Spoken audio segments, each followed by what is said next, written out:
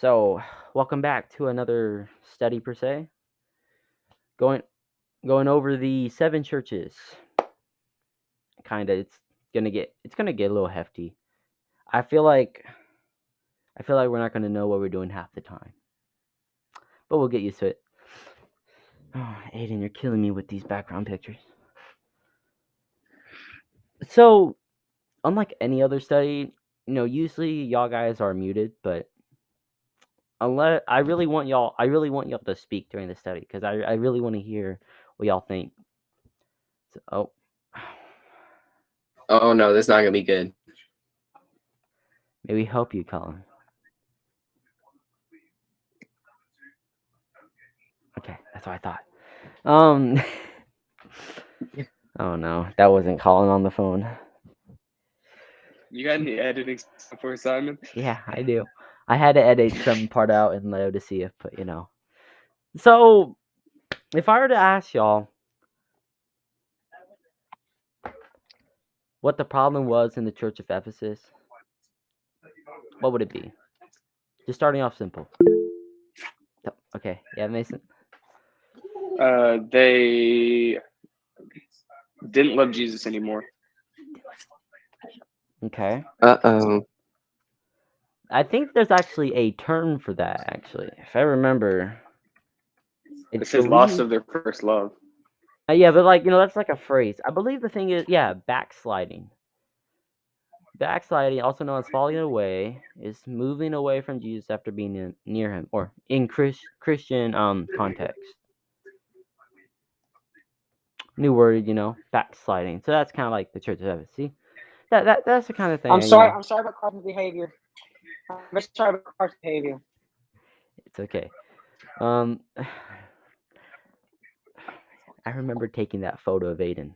Sorry, just reminiscent for a second. So if I ask, I just took some notes of some questions. So if I ask who was Pergamum tolerating that Jesus did not like? Nicolaitans. Oh, Ben? right. We're supposed to be raising our hand. I mean, we don't have to yet. Yeah, the Nicolaitans. That's what I was about to say. Yeah.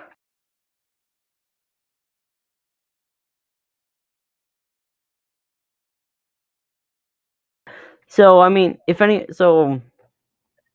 say Colin, right? What is your view? What do you think the Church of Philadelphia would look like as a modern day Christian? I don't remember. No, remember Church of Philadelphia? If anyone wants to help him out. Can you give me a refresher? Because I kind of forgot. Let's see. Fresher is let's see. They hold up. So the Church of Philadelphia, I gotta say this. They seem like they had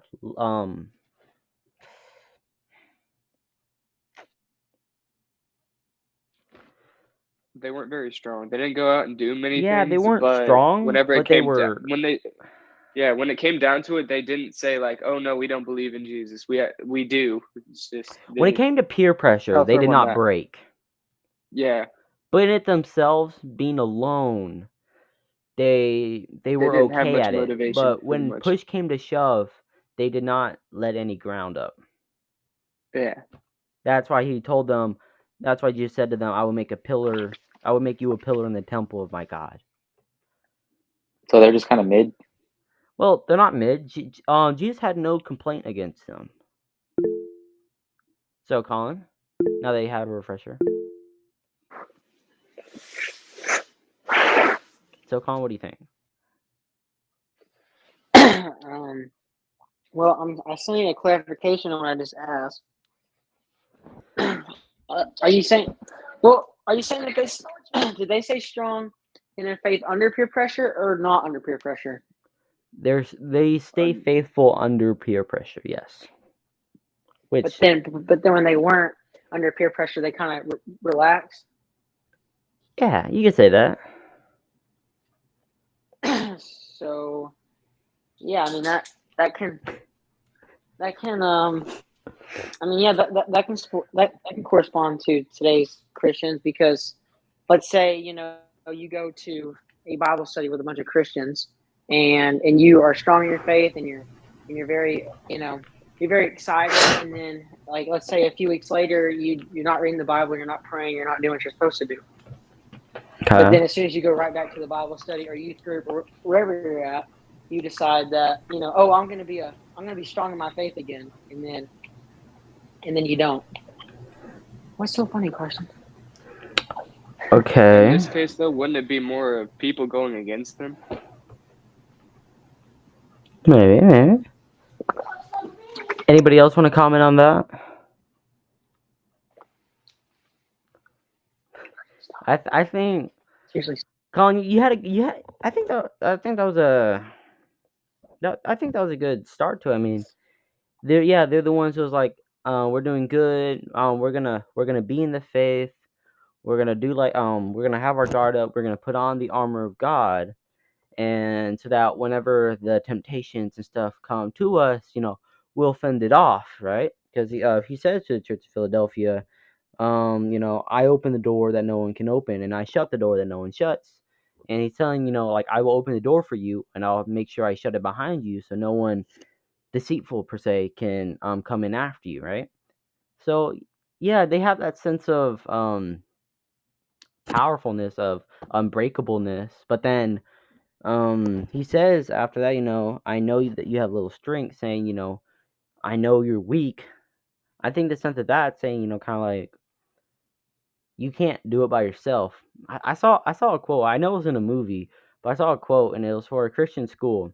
It was like the front gate per se, and it said, "With man this was made," like the school. "With man this was made," and the under it said, "But with God Why I all tell you things." that would be a mistake. Yeah, with man this is possible, but with God all things are possible.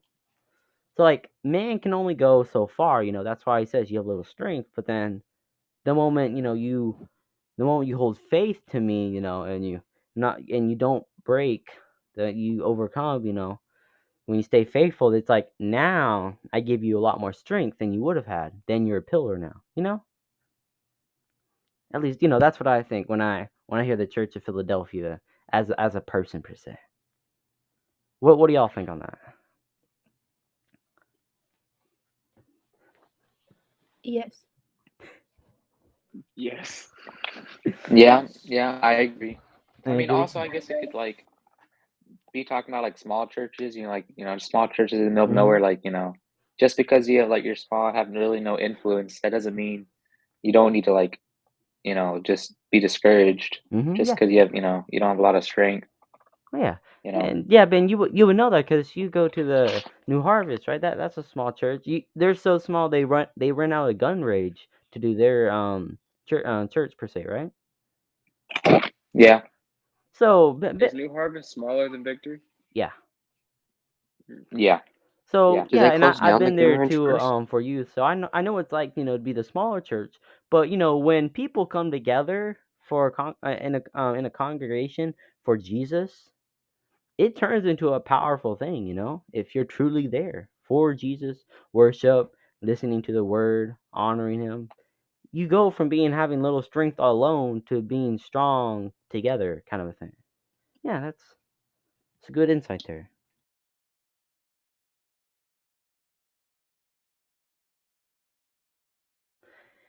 So if I were to ask the question, who was Thyatira tolerating, what would y'all say? See it from memory. Ben? Let's see, Ben first, then Lizette.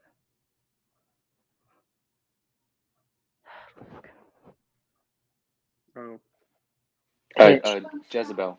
Sorry. Okay. Lizette, what were you gonna say? Jezebel. Yeah. You were neck and neck there. You almost have been. Luke, just okay. Anyway. Yeah, it is was Luke even Jezebel, paying right? attention? So I mean, what can we say about Jezebel as a person, kind of a thing? Uh, Jojo, what do you think? Um, Thyatira as a person. Wait, Jezebel? Well, Like how Jezebel she was the was as a person they're person. tolerating. Right. Right. Yeah. What is your question? So you Repeat want your me to question, Simon. explain? No, I was just asking a question. Who was they tolerating, right?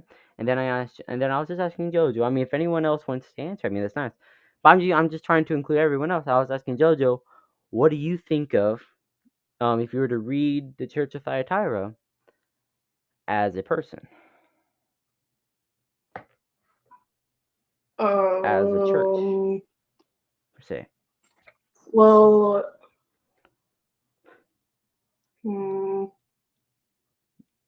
Don't sweat the details if you can't. If you want to read it real quick and then say something. okay, yeah, I need to read it real quick. Mason. So when I think of it, it's a false prophetess, and it also seems she's a prostitute. So when I think of this, these are people who, like pastors and stuff, that go to church just to get the most they can out of it, whatever they want. Okay, I can see that. Yeah, the person who just goes there and listens, but only to twist it, right? Not necessarily that, like the ones teaching it, but like pastors who are like, yeah, give as much as you possibly can to the church. Like there's this set amount you have to do per month and things like that. Not just taking whatever they can give, but as much as they possibly can. Okay, Ben.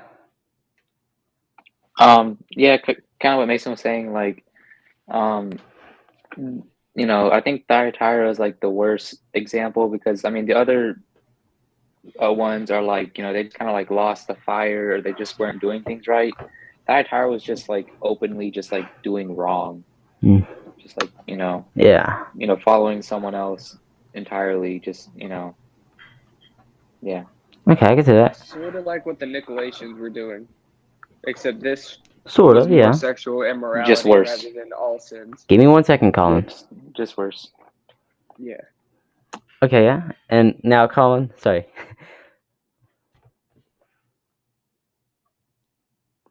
If you want to voice your opinion, because I saw your hand up. Okay, John. All right, so we just learned like about the kings at school, Yeah. and Jezebel was the wife Mhm. of Ahab, Mhm. and like I think what it represents is like the way that she like influenced him Mhm. was not appropriate for his like reign. Yeah. And then I see it as kind of like that, not that like not the friend, but like the person or whatever that chases you down and tries to hunt you, like Satan, like something Satan would do. And in 1 Kings 19 is where it talks about Jezebel when she tries to chase down Elijah and try to get him killed. What's the verse? I just turned straight to 1 Kings 19 on Did you really? just the first try. So please tell me I have the verses on it too. Oh, well, I don't really know the exact verse, but I know it's in the first half of 1 Kings 19. What were you stating again from 1 Kings 19? Do what? What were you stating from the 1 Kings 19? Jezebel That's where chasing Jezebel Elijah. tried to get Elijah killed. Okay. Come on, go back, Kevin. Yeah, he flees to Horeb. Lord appears to Elijah. So John, what you're trying to Hey, say is like Jezebel, I remember it's a person that tries to pretty much hinder and mess up Christians trying to get other people to believe. Yeah. Okay, Ben?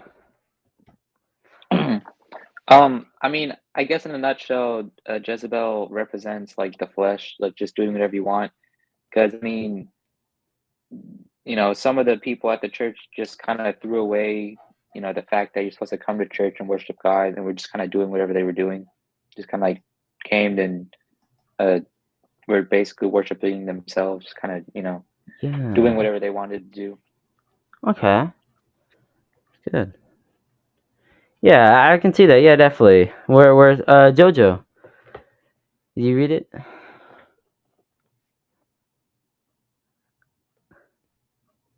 No, Luke, I'm not playing video games. Do you have some insight, Mrs. Pyle? Aiden, Luke. Do any of y'all have some insight on what was just said? Lizette? Is Colin seriously playing video games, my guy?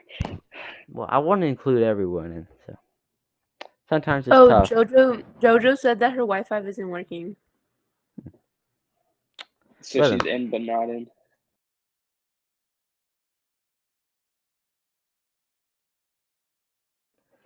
So let me ask another question then. Which church was oblivious to their own disaster? Kind of reword it to get you thinking there.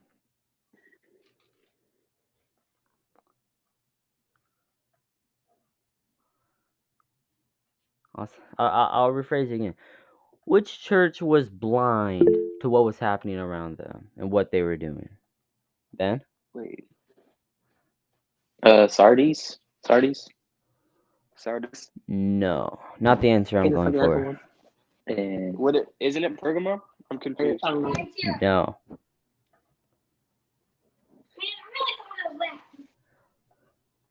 So is it not Ye- Pergamum? Nope. Is it Laodicea. that? I heard it. Laodicea? Laodicea. Some of y'all weren't here for Laodicea. I believe it Oh was yeah, I only me see. and Colin. Okay, yeah, I see. The lukewarm church. Because Jesus told them, Yeah. I counsel you to buy from me I would gold prefer you refined in the hot or fire, cold, but since you're lukewarm, I'm just gonna spit you out of my mouth. so you can become rich in white clothes to Oh, wear, so oh, you can cover your shameful nakedness, and salve to put in your eyes so you can see. Right? Because he yeah. At the end says, of verse 17. yep, Yeah, I was about to say it in 17. mm-hmm, exactly. Because he says you're blind, wretched, pitiful, poor, naked. You don't realize it. So I that, am rich, I have acquired wealth and do not need a so thing. since some of Something like y'all that. weren't here for Laodicea, hopefully y'all read it, right? I did. What did I write down for that though? Hopefully, of course, What do y'all think on the Church of Laodicea? How would that represent a person or people? Because this is I'll go first. This is the people that they go to church per se, but they don't listen. And so at this time, they say they're Christian, right? You get this kind of example all the time. They say they're Christian, but they don't live like a Christian, right? They're the people Yeah. who know there's a God, who knows about his existence, his worthiness, but at the same time, they don't put into action and they don't care enough to do it, to They're trying to obey, serve two right? masters. Ben? So kind of like they're like the people like you ask, hey, do you believe in God? And they're like, oh yeah, I'm a Christian. And then you kind of ask them like, okay, what do you mean by that? And then they're like, what do you mean? And they just kind of like get Mm-hmm. confused. Ben, Lizette?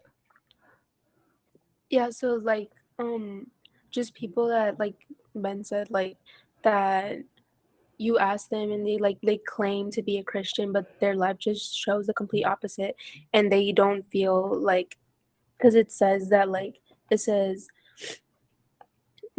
they are like, how you said, blind, so they don't see that they're doing wrong, Yeah, and okay. they're simple.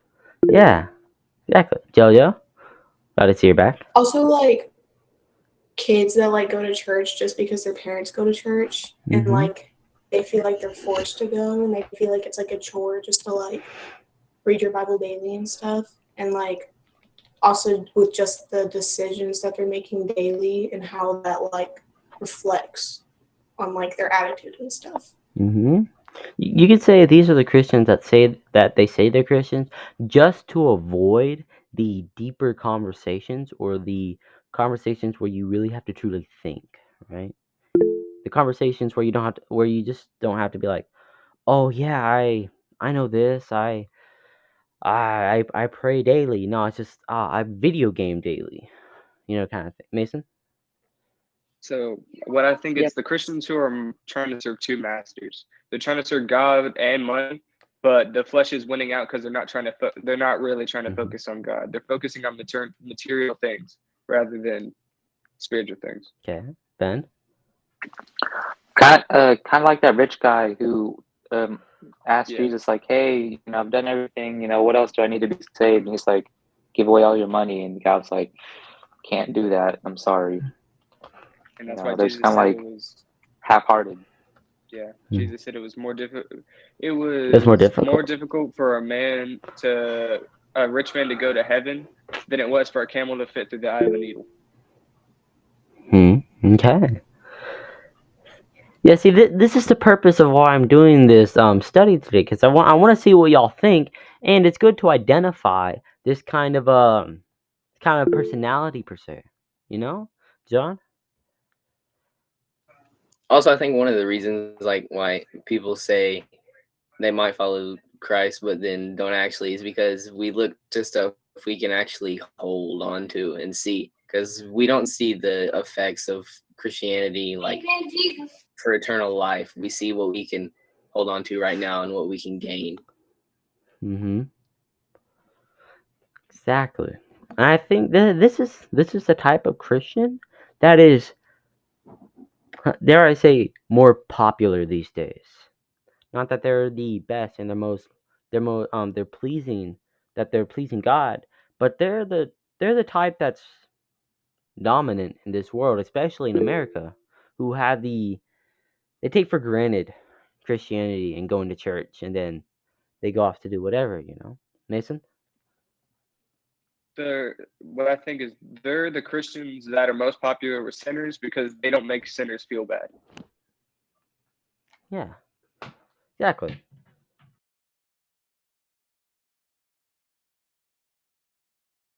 So on to a more, dare I say, dead church. Which church was the dead church?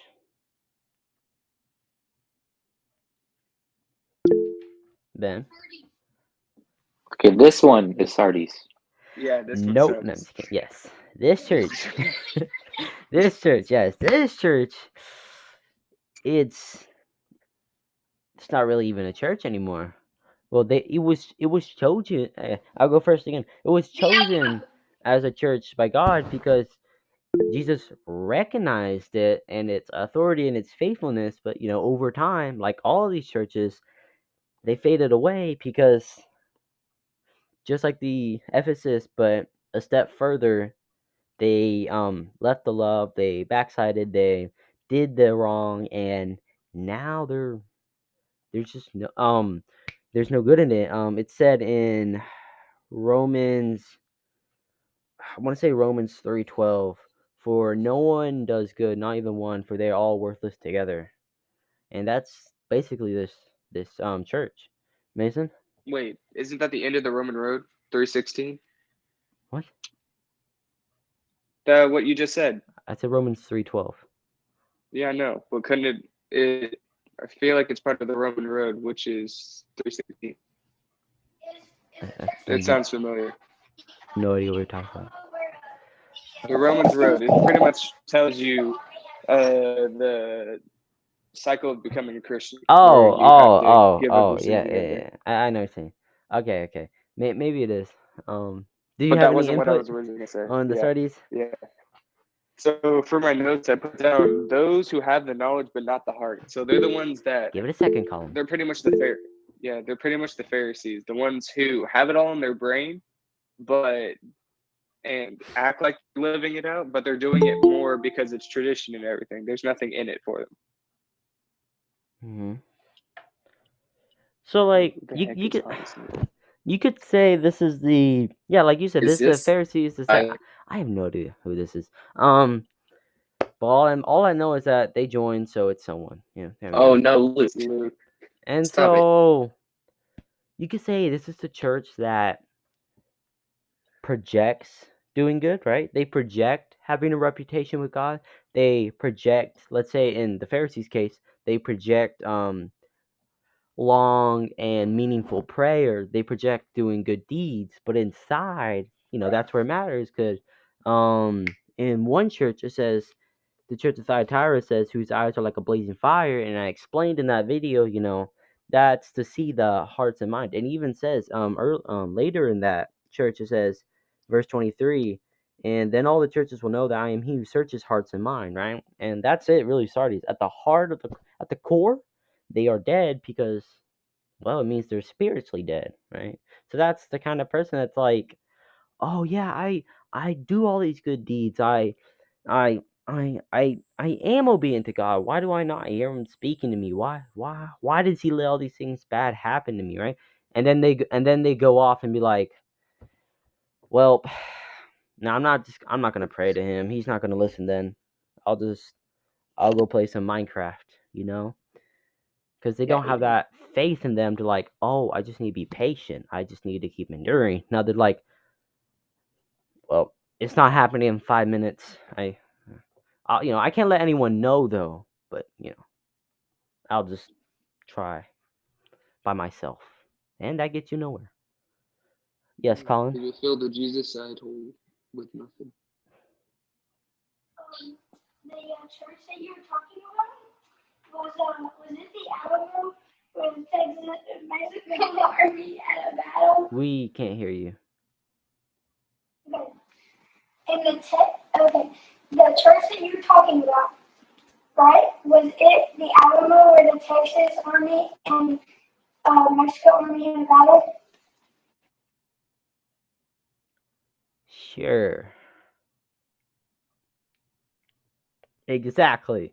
That's what I like to see. So yeah, that's anyone else has any input like that they want to share on the Church of Sardis? I mean, it's really the dead church. I mean, they have no faith whatsoever, but they like to maintain having a faith, having a reputation, as I said. I'm sure if I were to ask how many of y'all can raise your hand if you know someone like that. I'm sure some of y'all would raise your hands. It's evident. Yeah, Colin. Or raise your virtual hand, yes. It's that's the thing, yeah. And that's like I say, it's not exactly hard to identify, but at the same time it's not exactly easy to identify, because they'll have the personality of saying, no, I trust God completely. My life is in his hands, right? And they'll try to put up a mask to hide what's underneath. And so you really just gotta be paying attention and really looking, though you can only see physically, and just praying that they truly are Christian.